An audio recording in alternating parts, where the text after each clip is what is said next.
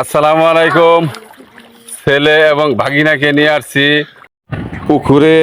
আমরা এখন ওদের দুজনকে সাঁতার শিখাবো। দেখেন, হ্যাঁ, বোতল নিয়ে আসছি। হ্যাঁ, বোতল হ্যাঁ, বোতল নিয়ে আসছি। বোতল দিয়ে তারা সামিউল এখন সাঁতার শিখবে। হ্যাঁ, দেখি, হ্যাঁ, দেখি, হ্যাঁ, সাঁতার দেখি সামিউল।